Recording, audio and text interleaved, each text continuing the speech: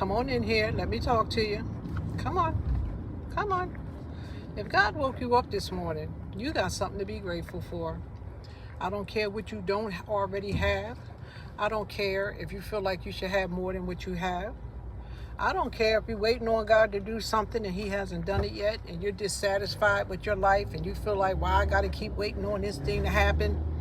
You better start being grateful and being appreciative of what you have. Because see, what happens is when we have an ungrateful heart, sometimes God will come and start taking stuff from us. Yeah, he'll start taking stuff.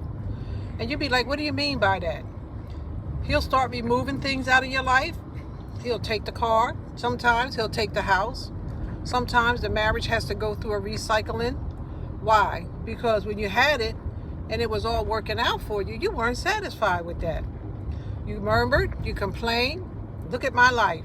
I wish I had what they had. But see, honey, the problem with that is that you don't know what they went through to get what they have. See, you just see the end result. You didn't see the suffering. You didn't see the tears. You didn't see them walking the floor at night to try to keep what they had. You see that they have it and you feel like you're entitled to it regardless whether you have to go through what they went through to get it or not. And see, that's the problem. You're looking over into your neighbor's backyard and not being grateful for what God has put in your backyard. And what that does is that keeps you stuck wanting what somebody else has, which is called covetousness. And the Bible says, do not covet your neighbor. Don't covet what they have. Don't covet their marriage. Don't covet anything that anybody has, because realistically, God has enough for you, them, and the next person. So when you see somebody doing good and you can't be genuinely happy for them, you got a problem. You know what it's called? Jealousy. And you know jealousy is a monster.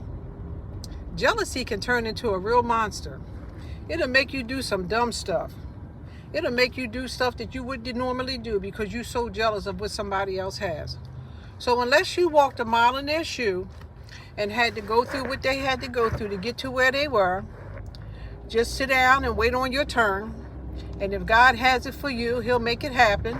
And if it ain't for you, guess what? You ain't going to get it. You can strive. You can have a pity party. You can fall out on the floor. You can have a tantrum. You can get as sad or happy as you want to. If God don't have it for you in this season, you got to wait until your season comes. Be appreciative where you are, and God will elevate you in due season. You hear what I'm saying? So stop being so jealous and celebrate somebody else's breakthrough. Celebrate somebody.